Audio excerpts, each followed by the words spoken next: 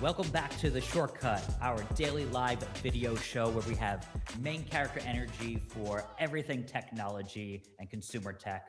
We're streaming live in New York City at The Shortcut's brand new office. We're the #1 consumer tech site on Substack.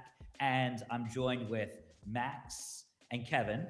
And we have a great show for you today. We're streaming live. It's on Substack, it's on X, it's on YouTube, and it's on Instagram. So wherever you're joining us, drop a comment in. We're going to go over the top stories of tech. No waiting for your weekly podcast. We do this daily. We do this live, and we welcome your feedback because we can answer it in real time. Adam is off today in the UK, and he's having tea and crumpets with the king, so he's a little busy right now. But the three of us are here to talk consumer technology. So drop your comments. We're going to dive into the top stories, which, if you saw the thumbnail, maybe OnePlus is going to be no more. The legendary phone company that has a really big cult following.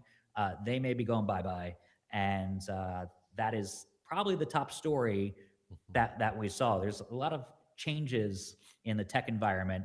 Yesterday it was TCL and Sony partnering up, but today a major phone company is changing and maybe going away. I know they have a parent company, Oppo. Max, tell us about this top story. We have a lot of stories, but this one seems like a big deal.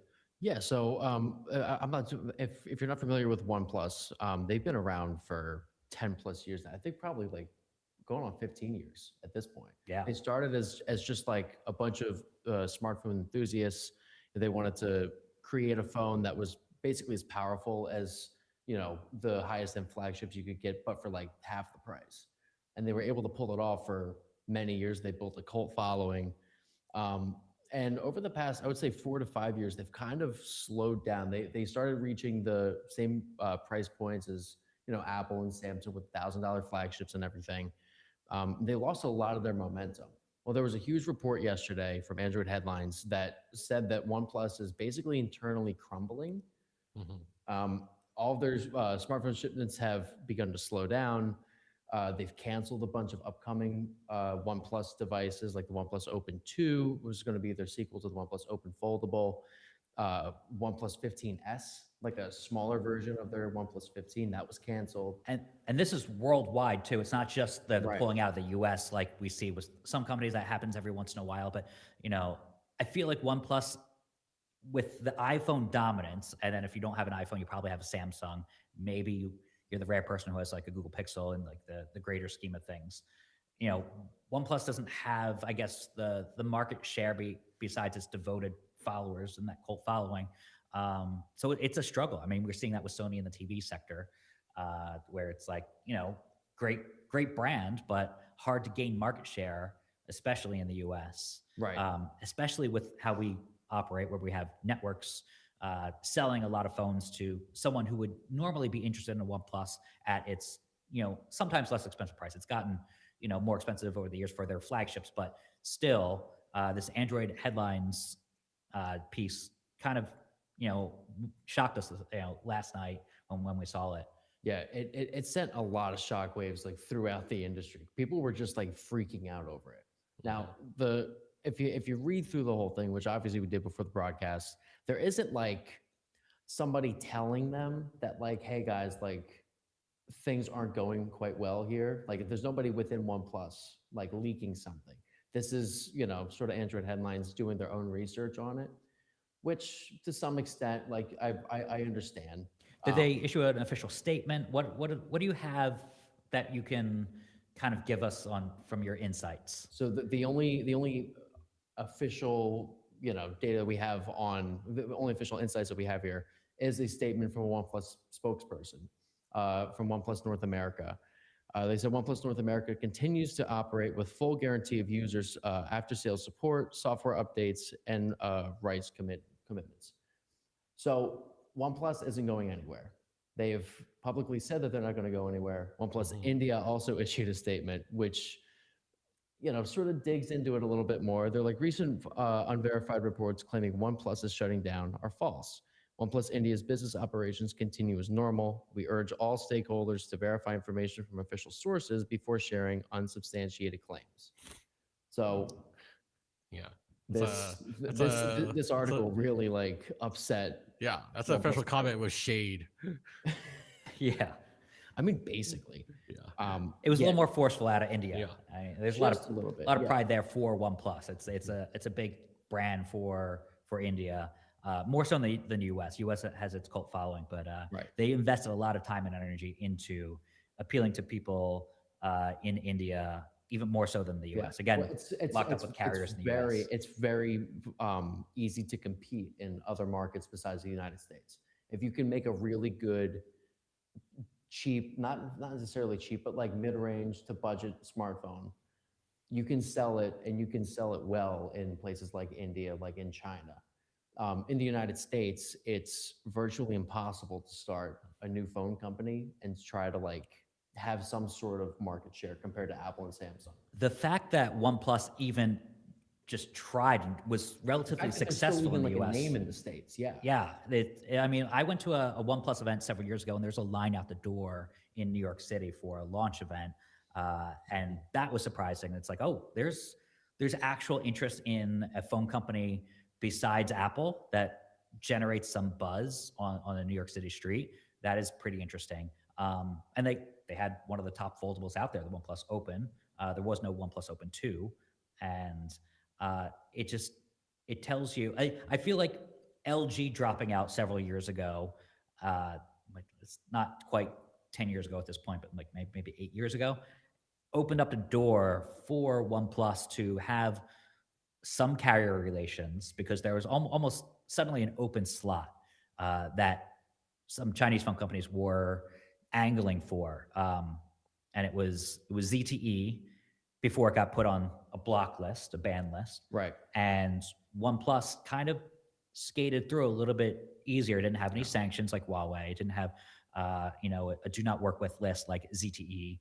And OnePlus kind of was, I don't know what they did, but they were a little more, they were able to get through the US regulations a little bit easier, undetected in a way, in terms of, just they marketed themselves really well. Their marketing team was a lot better than, Huawei and ZTE, and they had a good run. We don't know if this is the end. And from India's statement out of OnePlus India, it sounds like they want to float the fact that your phone support is not going away right away, so you can continue to buy OnePlus phones. But it's more about will they continue to manufacture new OnePlus phones under that brand? Will Oppo, their parent company, take over and try to enter the U.S. market? I don't know what's happening there, or Chinese phone companies just giving up in the U.S. It's difficult to really know what the future holds for anybody but Apple and Samsung and Google in the U.S. market. Like, who else is there? It's a tough one. You got some TCL phones that are good, but on the mid to lower tier level, they haven't really had a big flagship. Who else is there? It's kind of just Motorola. Motorola is like the only one that's still, doing things. And I think Motorola saw LG exit, and they're like, okay, we have some slots that we can fill here with our own devices. We have a comment up here. My device was greatly exaggerated. That's from Adam. Thanks for he has time to comment, but not be a co-host on the show. Watching our show while he's eating teen crumpets with the king. Yeah, yes. I think so. That's allegedly what he's doing. I don't know if I buy that anymore. I don't trust this guy. So thanks for dropping a comment, Adam. Please, anything about consumer technology. It doesn't have to be about our top story about OnePlus, but we have tons of stories. We have some Sony earbuds. We have the other O company that's on the rise in some ways, OpenAI. We're going to get to that. We have some news about some leaks, really, not news, about the Samsung Galaxy S26 Ultra, some new colors, some Adobe news. Adobe's always an interesting company that we use it every day at The Shortcut when we produce our newsletter. We make the cover stories. If you ever see the cover stories that look like a magazine, those are the tools we're using. So they have some new Premiere Pro news. iPhone 18 Pro leaks. That's always big. So we discussed the iPhone Fold yesterday. If you were watching yesterday's show, we do this daily live show. That was a topic yesterday. Today is the more traditional Apple phone, a foldable phone that we're kind of talking about. So yeah, let's wrap up OnePlus. What do you think is the future of OnePlus, what's your prediction there? And do you think that other phone companies will have the ability to get in? There's so many Chinese phone companies that are very good outside the US Mhm. that don't have a way to get into the US market because Apple and Samsung, and they have those close carrier relationships with Verizon, Sprint, or not Sprint anymore, T-Mobile, and AT&T. That's kind of wrapped up. So they're either doing what OnePlus has done in recent history, which is sell their phone at full price, which Right. is you're not going to get like the mom and pops buying the phone unless it's like $10 to $30 a month, $50, whatever. They don't buy their own phones outright. So that's a huge part of the market. What do you think is going to happen with a lot of these Chinese phone companies that are kind of waiting at the door? I don't think sanctions are going away anytime soon, or tariffs, or their permission to operate in the U.S. is not happening. We saw what happened with DJI, the camera company. Yeah. Yeah. So what's your prediction? It's very hard to say. I think at this point, I think the writing's on the wall where it's like OnePlus. Yeah, I think they acknowledge that they can't get the market share that they want. So then they double down on splashy features. Like they had IP69 rating on their last phone. It just basically means you can like shoot it with like a water jet and it's going to survive. Nobody really needs that. You put in the dishwasher. They actually showed us their phone in a dishwasher surviving in those rare instances where it falls into, like, if you work a factory worker and it falls into a vat. That was one of the examples. Like Exactly. those extreme examples. It's great to have that extra protection. It's good for like maybe 0.1% of the market. Sure. Not for everybody. And then they leverage that as like their main marketing talk. That was their main marketing thing, which is a great marketing tool, but the actual usefulness. It's neat, but it didn't create a lot of buzz. Am I going to switch over from an iPhone to the OnePlus phone for IP69? Yeah. I don't know if that sways me. It's a nice perk if I'm already. Am I going to ditch Samsung, which I think is an even bigger conversation because so many people are invested in the Samsung ecosystem too, despite it also being Android. A lot of people have the Galaxy Watch, they have the Galaxy Buds, maybe they even have the Samsung TV. Like that's a whole situation too. Last year we reviewed. I think I did a review on the OnePlus watch. They did have a watch, so they were building out an ecosystem at one time. They've tried numerous times, yes. Of course, that watch did have a typo on it and said "Made in China." Was it? And you still have that? I still have that special edition watch that they recalled. It had a typo underneath the watch on the flip side, and they recalled it. And then they started to jack up the price on it because, like, importing technology became more expensive. And we gave it a good rating. If we just, aside from the typo, it was a good watch and a good price. And then they walked back the price increase. Yeah. I guess they had to pay for that mistake. And also, the fact that technology has gotten more expensive, they need to readjust the price. They dropped that price increase and refunded anybody who like pre-order the second round of pre-orders. But they were starting to build out an ecosystem. So it's kind of a shame that they're, if this Android headlines piece is correct, that they're, maybe not going to develop new phones. So, yeah. At least right now we have the statement from OnePlus saying that they're, still in business and everything. Yes. I will say I haven't heard any rumors about a new OnePlus phone coming out this year, like in the United States or anywhere. The fact that they had a hit with the OnePlus, what you're seeing, that picture right there, the OnePlus Open, the fact that there was not a OnePlus Open 2 is very telling, because like you would think, oh, we have a hit, let's roll out a sequel before Samsung and especially Apple later this year has a foldable phone. So very telling. RIP OnePlus if this report turns out to be true. But let's turn to a company that I would say also had a big shakeup, dealing with a Japanese company, but making a partnership with TCL, Sony. Different, we covered that yesterday in their TV business news. But now Sony has new audio products, and they're known for having really good audio products. In fact, Max, you are wearing the XM6s. Yes. Right? The best headphones on the market. But if you go to theshortcut.com, you subscribe to our #1 consumer tech Substack, you will learn that our buying guide has, it has Sony as the top over-the-ear headphones out there. But now we're talking about something a little bit different. These are the new earbuds they have, the Sony Buds Clip or Link Buds Clip. Yeah. Kevin, you tested these out, Yeah, right? And you continue to test them, you to wearing them review. right now. You, I'm wearing Ooh. them. Yes, they're called the Sony Link Buds Clip. They're open ear headphones. They're their third generation. Um, the big difference is that these are clip shaped, so that it's like a big old U, and then these are these older generation, and they have like this little donut basically. You can see through it, and that's how you can. open earbuds. Yeah, these are all open earbuds. These are the first generation.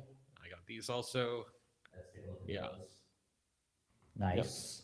Yeah, these have progressively gotten smaller.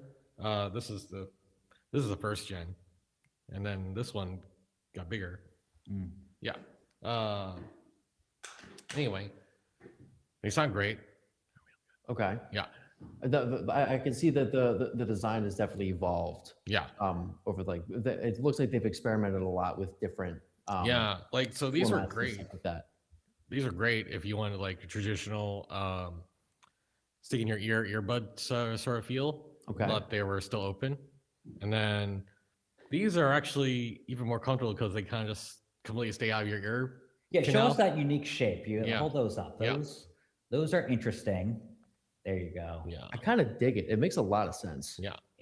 So Bose came out with something in a similar fashion, no pun intended, where Nice. they clipped onto the earbuds and they were really good at Yep.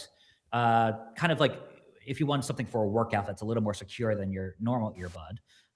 But now Sony has come out with a design that people like, and it marries kind of that design that is more secure with the Sony technology, the audio technology that they're known for and really good at. So how's the performance? It's good.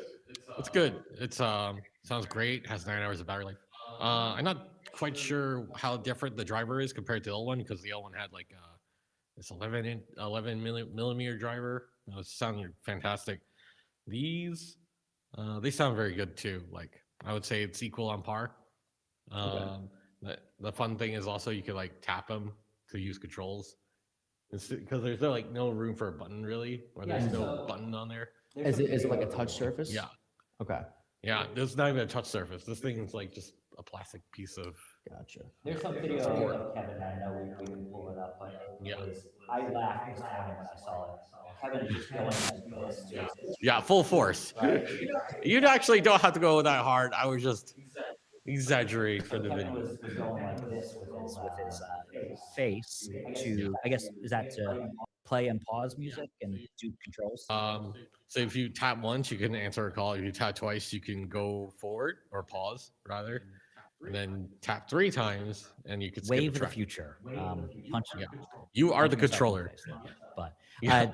whenever I do that with if I'm wearing like AirPods and Siri says, "Do you want to like accept this call?" and I'm like, I look crazy on the street, right? And it's like, "Do you want to read out this long email?" No. Right. So Yeah. this is going to be very similar where you're just like going like this to yourself on the street. Yes. It's going to look very peculiar, but they sound good. They stay secure if you're at the gym. This is what I prefer. Also great if like say I'm working here, which I do, and I want to hear you guys still while I'm listening to my tunes or my podcasts. I can just easily hear you because it's Right. I think a lot of people get confused about these open earbuds, what they're designed for, because like, don't you want noise cancellation and be totally isolated? There's several instances where you wouldn't want that. Say you're a runner. There's a lot of runners out there who want to be, they want great audio, and they sometimes want some noise cancellation, but they also want to be completely aware of their environment before like a taxi runs them over, which happens in New York City every once in a while where it's a close call. You want to be completely aware of that, but you also want to listen to your music to kind of pump you up versus like something that is over the ears with like kind of like an open design doesn't really work very well. So yeah, they get a pretty good battery life. Was it? yeah, 9 hours? 9 hours on the earbud and then 37 hours in total, I think, in the case. Nice. That is really good. That's They quite feel impressive. comfortable. You mentioned in your piece, and yeah, great for listening to music podcasts. If you're listening to this, we are now a podcast on Apple Podcasts and your favorite podcasting service out there. So let's say talk about cleaning. Oh, one other thing you should know is they've added bone conduction, but not usually in the way that you think. You know how there's shocks and there's like those bone conduction headphones. These actually use bone conduction to detect when you're talking. So basically helps them isolate, noise cancel out your voice if you're on a call. Wow. So we have a comment from Yeah But Better, says, looking good, Kevin, which is always good. Kevin is now our go-to model for these.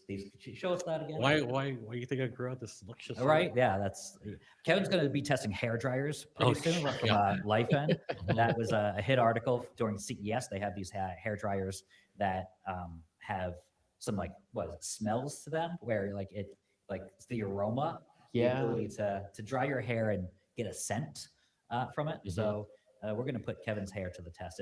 His hair may fall out. It may fall out. You're saying we're going to smell Kevin's hair together? No, we're going to hire interns for that at the show. Okay, perfect. All right, great. That's okay. Yeah. It's just gonna be like, smells like honey toast. I was like, no, that's my hair. It's on fire. Yeah.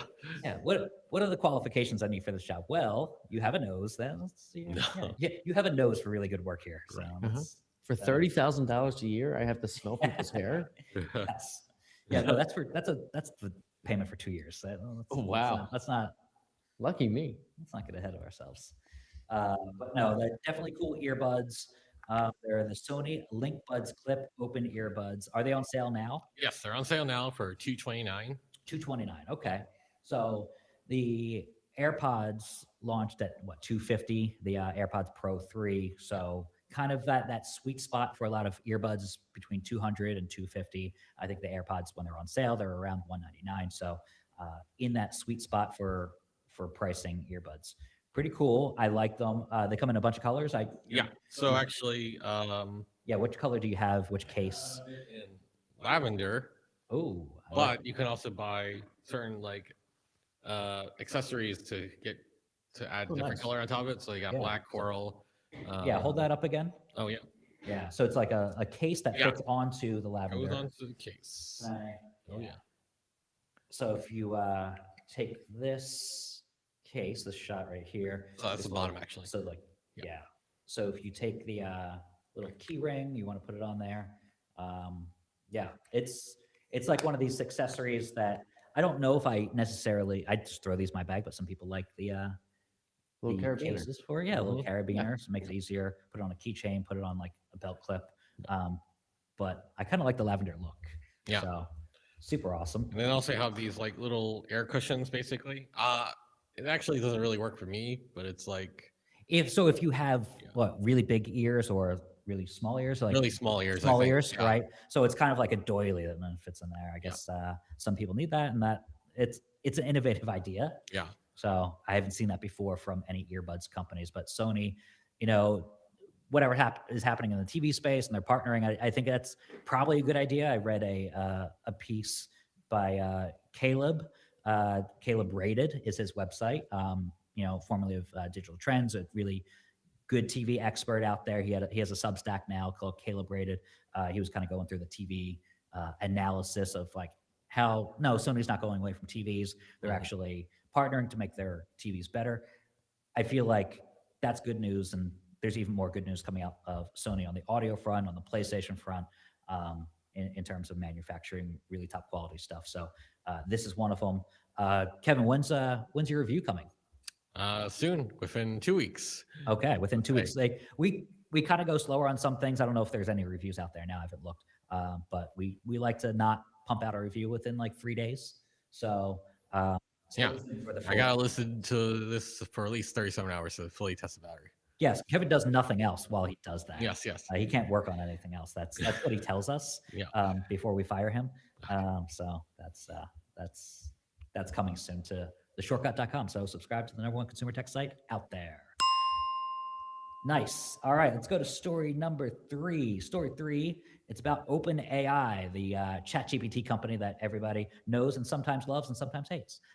Because when it steals your work and doesn't give you proper link credit, not really good. So you have to go and invent a live show. That's what happens. Yes, exactly. You have to invent a whole new medium and go on a live show where they can't steal your stuff. And get a huge office in Manhattan. Why not risk it all to bring everybody a daily live show? which Put is everything on the line. exactly Thank what you, we're AI. doing. Yeah. My So, financial security? No, thank you. yes. Yeah. So, I don't have as much of a beef with OpenAI as I do some of the others that, like the one that was powering the Rabbit R1, which is an AI companion Yeah. device, that orange device. It's built by Perplexity, which like, okay, it can be smart. I really didn't use it out of spite out of this. I reviewed the Rabbit R1, and the Rabbit R1, I put the first review score out there for the Rabbit R1. And I asked, hey, what do you think of the Rabbit R1? And back by Perplexity, it gave the answer. That was my entire intro for my article and didn't give me credit. I'm sure they fixed it since. Oh, I'm sure they're still working on the Rabbit R1. Yeah, there's been several updates, but that just turned me off. I'm like, thanks for one, not citing me, and two, you're getting millions of dollars for these devices. They're $199 each. They had like 100,000 pre-orders just out of the gate. That kind of turned me off. In addition to it didn't do what it was promised. But anyways, that's Perplexity. OpenAI, they're going to have a device. Speaking of AI devices, it's usually a software, but Axios has a story and exclusive by Ina Fried and Dave Lawler. OpenAI aims to debut its first device in 2026, so it's coming this year. Yes. Do we know what this is? Like, there's some, the AI pin that's out there, was out there before. Before it got shut down a couple years ago. Well, actually, complete waste of money. It got sold to HP. The technology behind it got sold to HP, Yeah. and subsequently they shut it down. The Rabbit R1 that we mentioned, and there's another, the Friend. Friend.com, the Friend necklace, which was marketed all over Manhattan. So much money. Just I did not invest $200 or $100, whatever it was, into that pre-order. A little nuts. Being like a consumer technology publication, you think, I want to get Friend, right, and just test it out for the audience, or I want to get the Trump phone and test it out for the audience. Both things I was like debating on. I didn't pre-order either, and I'm thankful I did not. But this we got some video of the Friend device, and I guess OpenAI is going to do something different, but it's a lot of people think it's just going to be the same. Well, you know what? It's going to fall in the same bucket of wearable AI devices, just because like this is how the space is started up. Perhaps they will introduce the iPhone of AI devices. I doubt it, but we will see. I mean, they got Johnny Ive. Like, you can see that in that photo of him cozying up to Sam Altman. A little too cozy, But they want to stress how friendly this device is going to be. Right. I mean, that picture right there says they're more than friends. Inviting, like you're going to want to use it. You can take it anywhere, into a field or whatever. Right. Yeah. A picture. No, so I feel like this is like the vibe with all these AI devices. It's like, no, it's like we want to be like your cuddly little friend. Like, don't worry about us, the big bad AI company. Tell us all your secrets. No, exactly. Yeah. But with this device, we don't know necessarily anything yet. There's been some leaks that have pointed to a device similar in shape and size to AirPods that would either sit in your ears or sit behind your ears. So I don't know if it's going to be like some sort of like a sensor that just like knows where you are in the world, and it can like, give you more information on like landmarks and stuff like that. Or if you can just like talk to it, hear translations.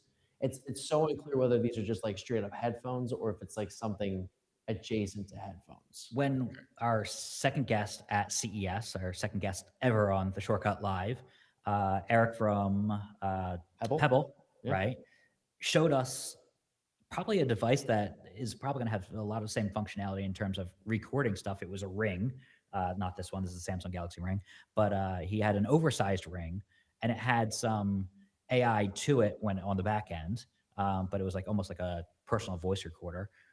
So there's a lot of people trying out different things, and with the amount of money that OpenAI has, they can, and the expertise of Johnny Ive, former designer at Apple, I feel like they can come out with something really useful, but they have to really think outside the box for it to resonate with an audience, especially an audience that is very skeptical of AI.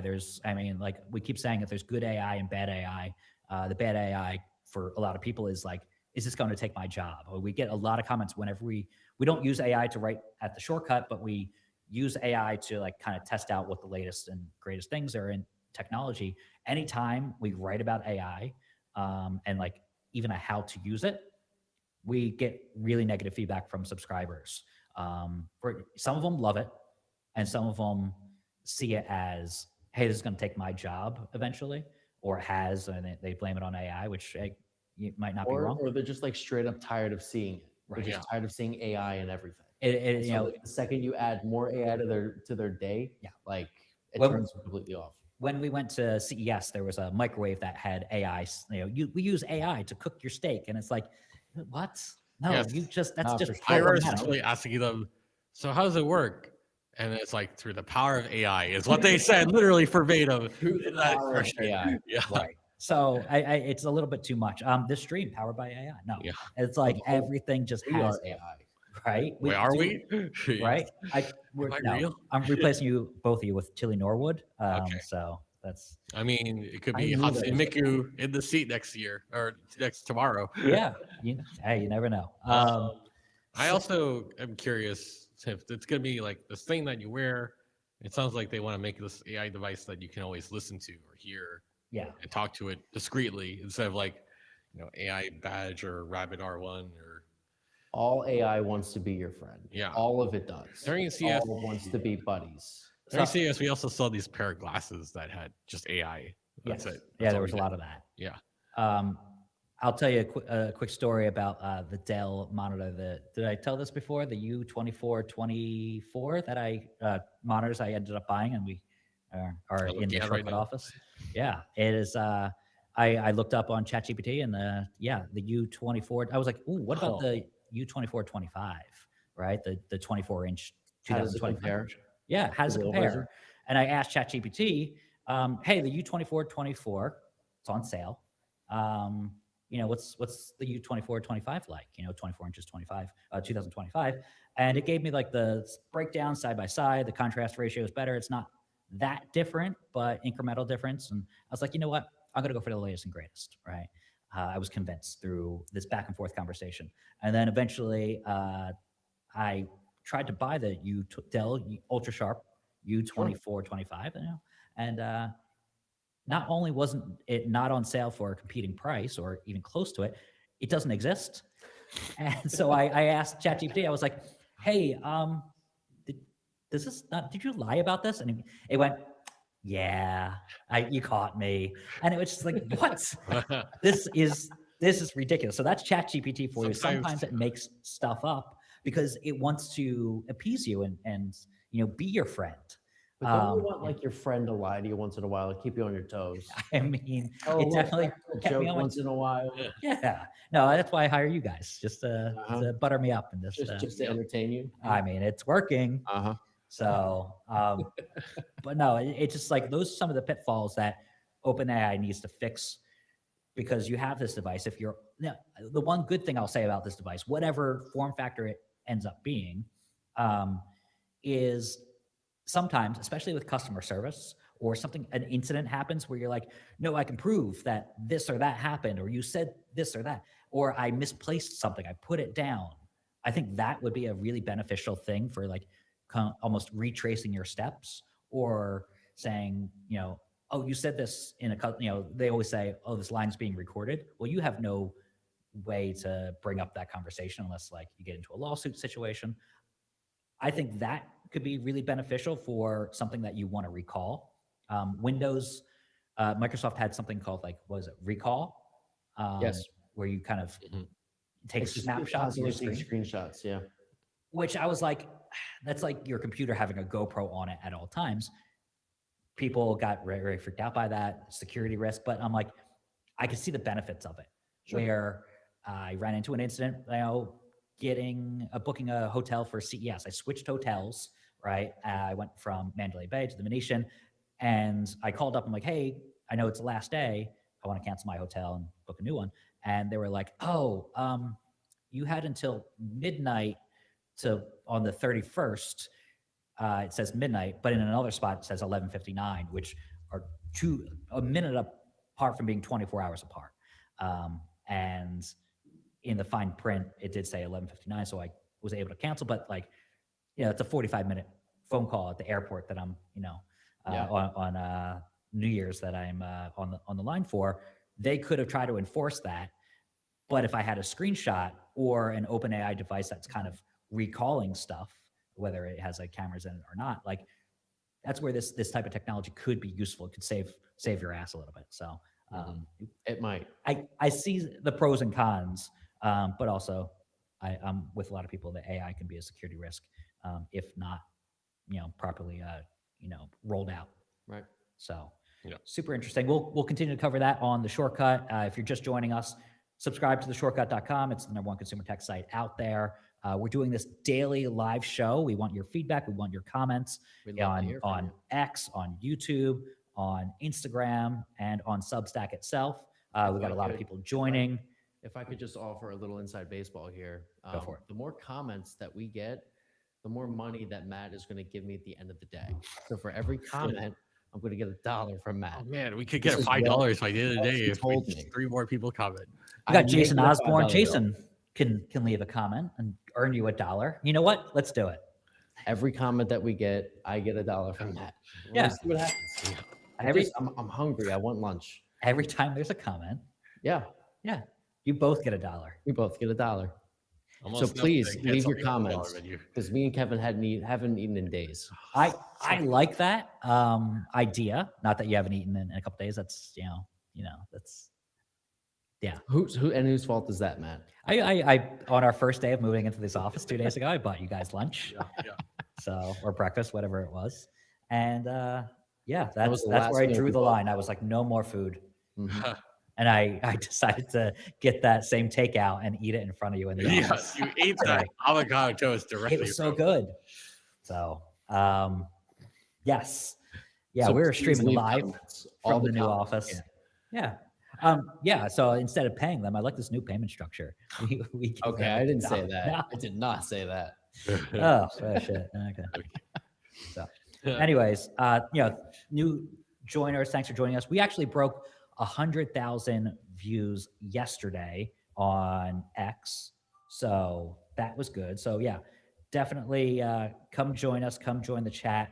We are, we always see people replaying the video, so always happy to have people on the stream. We talked about, let's see, what did we talk about? We're actually going to do, someone just reminded me of this in my DMs. We're going to have finally have the giveaway for this 30th anniversary edition PlayStation controller. That was a promotion we did during Black Friday, Cyber Monday, and then this thing. So we'll announce the winner. I was waiting for the live stream to happen. This is a PlayStation Portal 30th anniversary edition. They're unopened. We've been waiting for the live stream to actually happen and the office move to happen. But then the holidays got in the way, CES got in the way. So that's going to happen. We'll do that tomorrow. So I kind of want to tease that out there. Yeah. If you press the keyboard on that Mac, thank you. There we go. I think it just went out. So, all right, let's turn to our next story. Now that we mentioned that we broke 100,000 followers yesterday on the stream, and hopefully we continue that track. The broadcast for the Shortcut live at CES, the 4 total broke 1 million. So that was always good. So that we increased as we went along. Yeah. So let's keep going with the rundown on tech news. The Samsung Galaxy S26 Ultra. We had some leaks yesterday. We have another leak today, but very, very specific. Adam and Reese had this story when we woke up in the morning. There was a leak about the colors, and it's always funny how these get discovered. It seems to be the variety of colors come from like a SIM card tray or something like that, right? It's always the SIM card tray that leaks. I It's don't know how, but it happens every year. In China, there's a component manufacturer out there that makes these, and then there's a little hint of a color. So that's how we usually get the colors revealed from these manufacturers. That's wild. Yeah. Also, just company just makes 10 million of these like little SIM trays. Oh, exactly. And somehow they just know that it's for the S26 Ultra. Right. But this is literally exactly how it happens every year. We always find out the colors from the SIM tray. Now, this is for specifically the S26 Ultra. It looks like it's going to come in 6 different colors. Some may be exclusive to Samsung.com. We see that every year. Others will probably be available at every carrier store, Best Buy, Amazon. The 6 colors include black, white, silver shadow, sky blue, cobalt violet, and pink gold. Okay. Notice there's no orange. So they're not directly copying Apple this year. That's interesting, yeah, because that was the big rumor that I they. feel like everybody just assumed there was going to be an orange. Because I specifically heard that rumor they're going to do it, and then I keep hearing the rumor that the regular S26 is going to come in orange. okay, that could be it.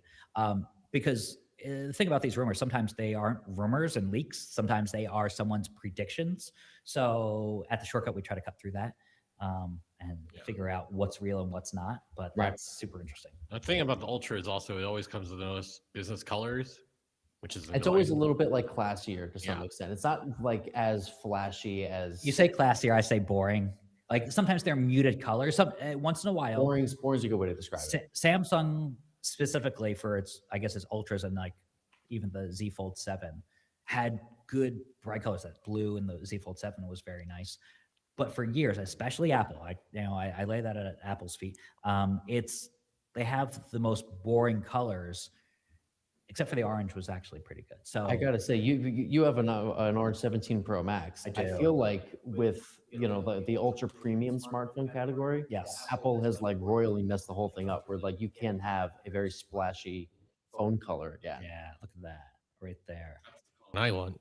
Right. Sorry, Kevin. I nabbed our unit this year. It's a good looking color. Yeah, it's great. Okay. I will say, this is much better case than the what was it, the tech woven? Fine woven. Fine woven case. Tech woven. Yeah. This is the tech woven. People are like, your case is already discolored.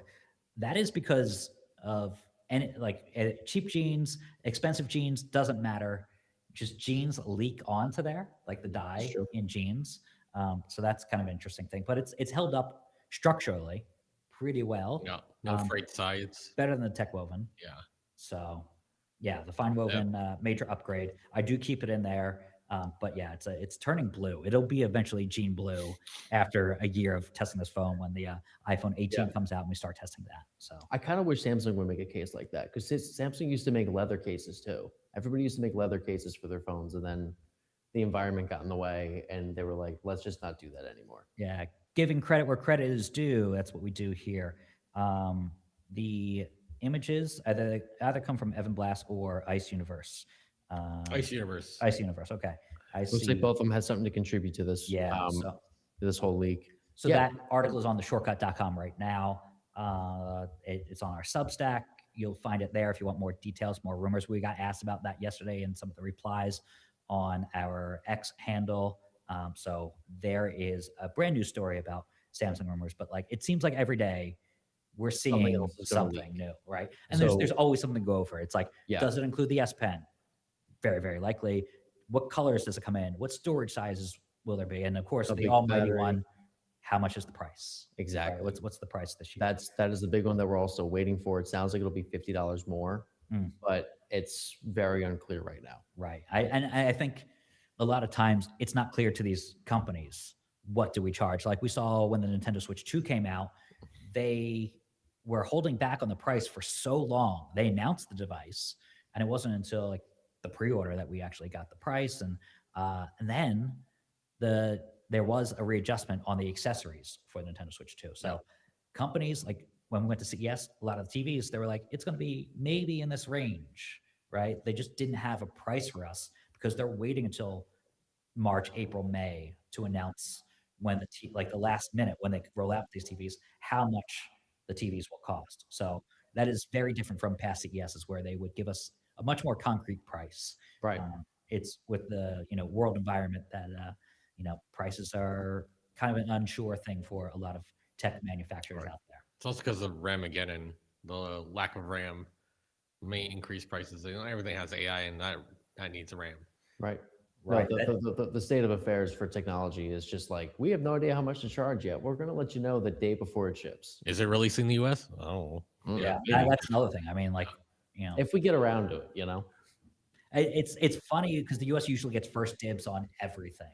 And Kevin, you were testing something out recently, I think like an Asus device, Yeah. and it released whatever it was. It released entirely like months prior in like Europe and in the Oh US. yeah. So I was just like, we're second fiddle all of a sudden. That's not right. So that's a thing that's happening, but just it's an unsure environment. Hopefully that clears up this year. Um, Something that we have about what 15 minutes left. We're going to go turn to our sixth story in the rundown. Adobe is bringing a major update to Premiere Pro and After Effects in time for the Sundance Film Festival. So Sundance is coming up, and Adobe has some updates for both its like video studio and like video suite and also After Effects.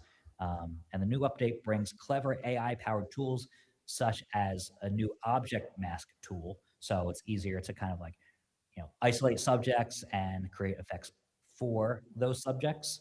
Um, they're using cloud based and AI based, just partitioning around Yes. subjects. They did that in Photoshop, and Life changing. it it was amazing. So good. The funny thing it was, it gave me an option. Like, do you want to use the cloud? Because it needed permission. This is like maybe a year and a half ago when I updated my Photoshop version. Do you want to use the cloud to use the masking tool and use like I use the wand a lot, Yeah. right? And the background remove. And I was like, sure. And I clicked yes, and it was night and day. It got so much It's better. so good. So I expect the same to be coming to Premiere Pro and same with After Effects. It sounds like it's going to be just as easy to use too. It's just going to be a hover and click situation. You can like Yes. pause a frame, and then you just like literally hover your mouse over the frame, Right. and you And select the subject, and you can edit it. I guess this is why it's come later since after Photoshop, but you're moving and panning, and it should be able to track that subject, which is just mind blowing. Yeah. That Adobe can do that.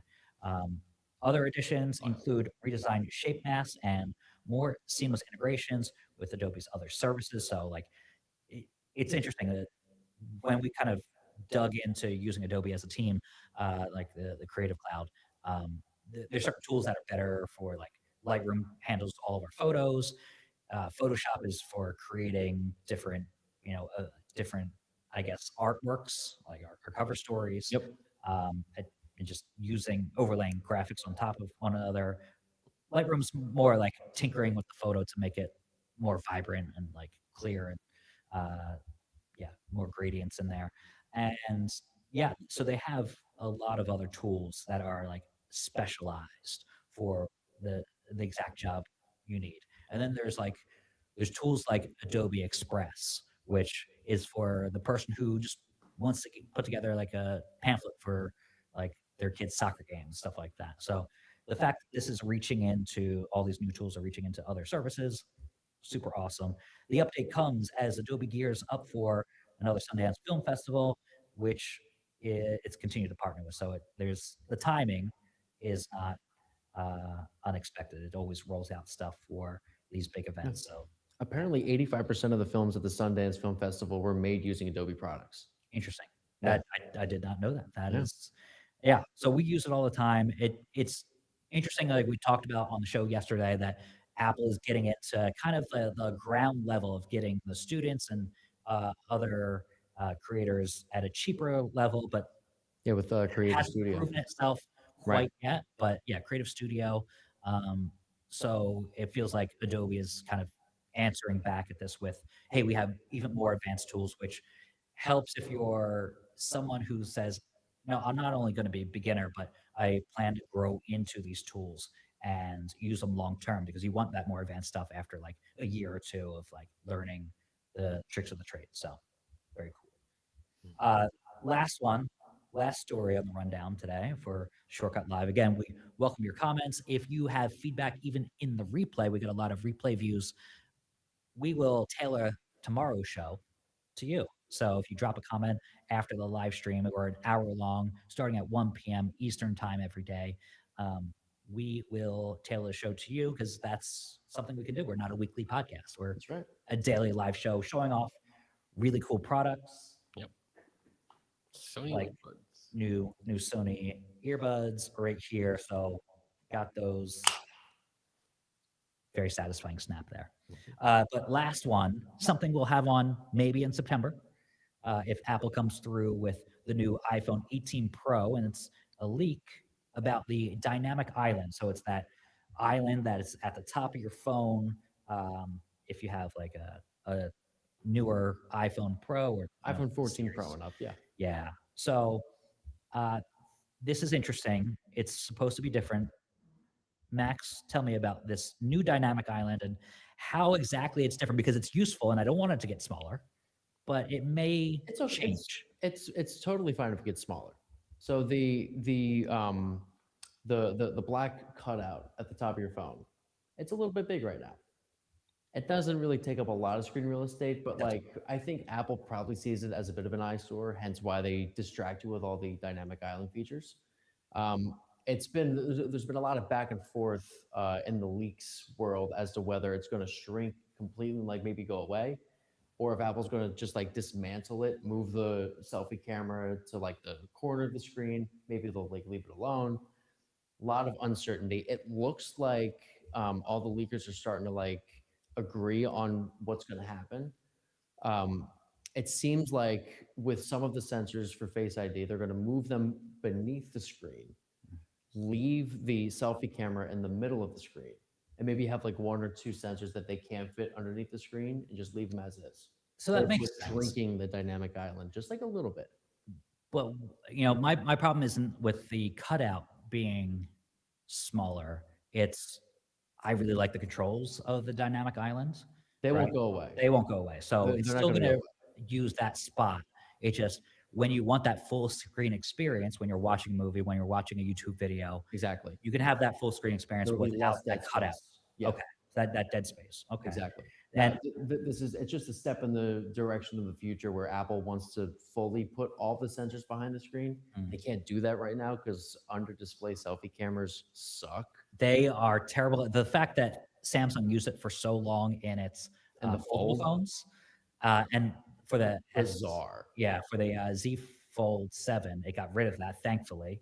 Yeah. And I'm very thankful because it was like 4 megapixels and it looked like a blurry mess for any selfies you shot when the screen was open because they went with this like it's almost like a mesh like netted overlay over top of that selfie The camera. technology is really cool. It's fascinating, but it also gives you blurry 4 megapixel photos. It also doesn't look great. Like the pixels above the camera Yeah. look very visible, like That's different, also true. very visibly different. You Like they're could tell bigger. it was different. Yeah.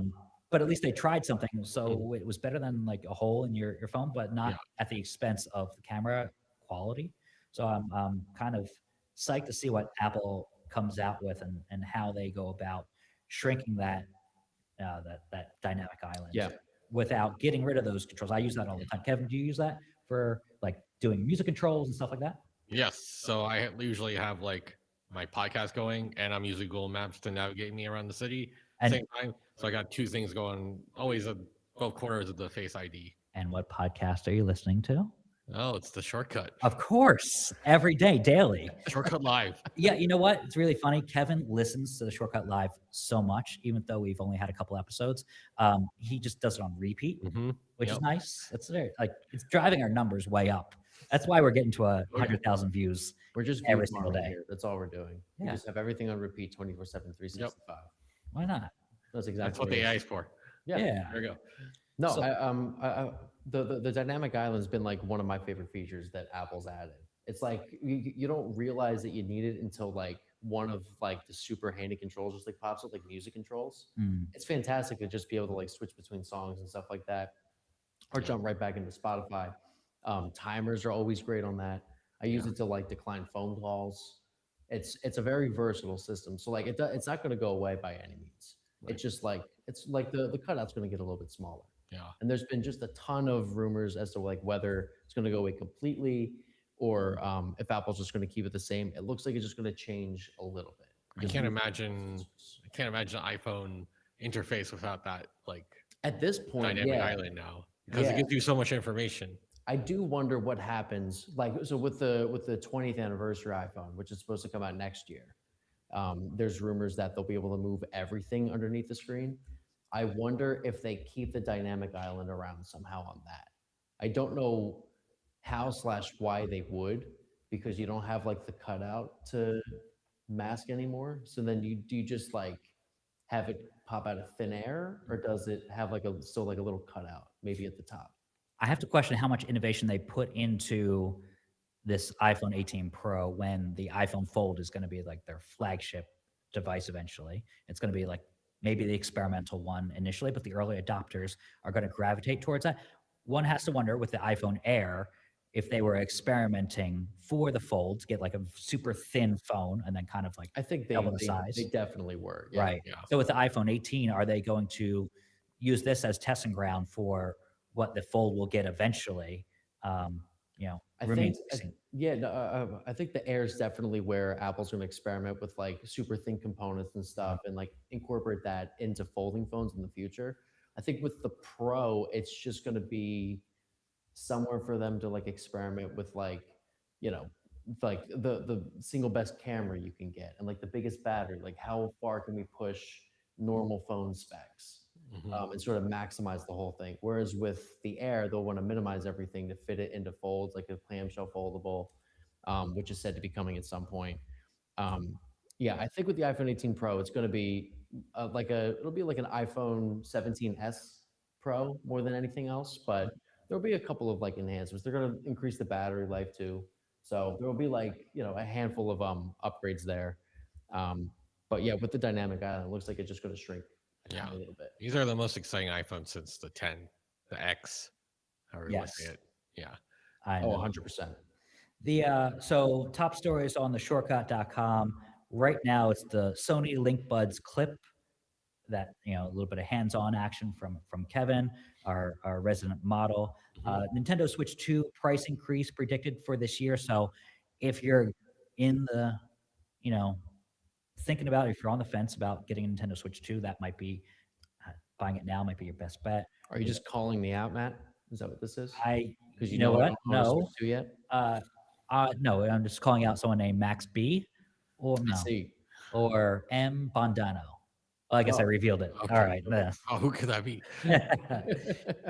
So, and then the Samsung Galaxy S26 Ultra colors, that's a top story on the shortcut. And then the Adobe upgrades that are coming to Premiere Pro and After Effects that are already a lot of those tools rolled out to Photoshop. So kind of exciting to see it get more advanced and use AI in a good way where it's saving you time and energy, and not having to go along with like a little scissors tool and clip different subjects. So that's the AI we'd like to see at the shortcut and cover. We don't use AI to write any of our articles because we're in a breaking news environment, right? And that's why we're doing this show live, right? Anything that happens, we can go live. And if we did use AI, which we don't, to write our articles, and there's some sites out there that are using AI to write their slop. We would be copying from like one or two sources that we actually know. Like if we wrote an Apple Leaks article, it would be stealing from Bloomberg, from Mark Gurman, and like one other source, and it would just jumble the words, and like every other word would be their words, True. and use synonyms. And it's like, no, we can't do that because we like AI for certain tools when it's in NVIDIA and saving you power for more performance on graphics processors, right? AI upscaling, stuff like that. But yeah, not something we use. So we kind of wanted to, I actually put at the top of all our shortcut newsletters, hey, written by 4 humans, us 3 and Adam in the UK. That is, and then Reese, who's a great contributing writer to the shortcut. So that is something, a line we try to draw here. And I hope everybody appreciates that. I hope you subscribe to theshortcut.com, our newsletter. And yeah, we're going to wrap up the show. And pretty soon we are going to, continue to construct this podcast room. We'll be shifting spaces tomorrow. Yeah, that's going to be a big kind of overhaul tonight that we do. And everybody's staying late to kind of make this podcast studio and the 5,000 square feet that we have even more reliable. So every day we get new packages in, new monitors. Oh yeah, we got a couple things in for tomorrow's show actually. Yep. So can you show it? Are you allowed to show it? Yes. So we got 2 laptops. Oh, make sure I don't drop this. Live on camera. MSI Prestige 14 AI Flip 14 AI Plus. And this one's the Asus ZenBook Duo. That's Very two nice. screens. I'll just do a little quick demo here. Yeah, go for it. It's a dual screen laptop, which is super Dual cool. screen laptop. So literally 2 screens. And then flip One it. screen. Guys, we are There's live. no cuts. and There's no cuts. That's Okay. why we're live. Hopefully that was too loud for everyone. So literally, All right, flip it. yeah. Just close that. It has a little cool animation. Yeah. Okay. Great. Yep, 3, It'll 2, do that. 1, and it does a little like marbles coming down. Oh yeah. Super cool. Yeah. We're gonna have that on the show So reactive. tomorrow. You'll do it immediately. Thank you for everybody for joining us. Please continue to leave comments. We will answer them on the top of tomorrow's live show. We are daily. We're live daily. 6 comments total. You owe me $6 today. Yep. That's enough to get a That's McDonald's one $5 meal. avocado That's a latte. toast. That's a latte. That's a lot. There we That's a go. McDonald's $5 meal also. Right, a dollar left over. I'll pay these guys. I swear. You'll see it in Venmo. I'll turn on public notifications see. for that. All right. Anyways, thanks for joining us. We are the Shortcut Live. We are daily on X, on Substack, on Instagram, and on YouTube. So follow along, like our stuff, and yeah, continue to watch, drive up our hours. But 100,000 people yesterday. We'll see what we do today. Thanks, everybody. And signing off from New York City. We will see you tomorrow. See you guys. Yeah.